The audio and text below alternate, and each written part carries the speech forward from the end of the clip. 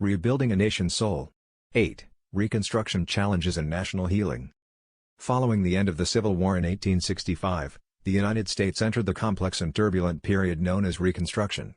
The nation faced unprecedented challenges, rebuilding a war-torn South, integrating millions of newly freed African Americans into society, and redefining the political, social, and economic structures of the former Confederate states.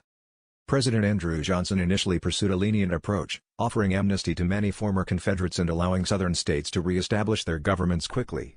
However, this approach proved controversial. Many Southern leaders enacted black codes, restrictive laws designed to control the labor and behavior of freedmen. These laws sought to maintain a social hierarchy reminiscent of slavery, provoking outrage in the North. Congress, dominated by radical Republicans, sought a stricter and more transformative Reconstruction.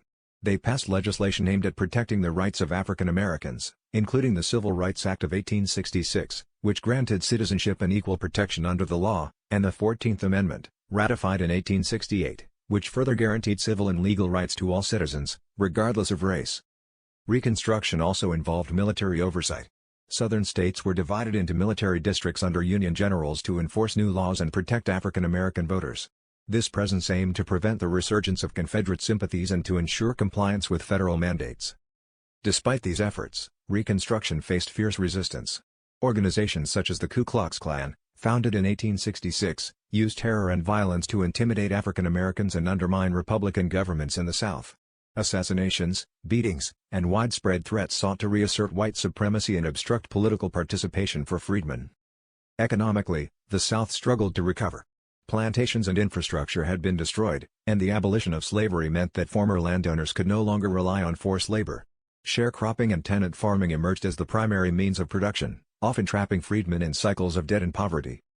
Politically, the period was marked by intense debate over state sovereignty versus federal authority. The nation wrestled with the balance of power: how much control should the federal government exert over Southern states to enforce civil rights, and how could it ensure national unity without provoking further rebellion? Despite these challenges, Reconstruction also brought significant progress. African Americans began to participate in politics at local, state, and national levels. Notable figures such as Hiram Revels, the first African American U.S. Senator, symbolized the possibility of a more inclusive democracy. Schools, churches, and community organizations flourished, laying the foundation for African American civic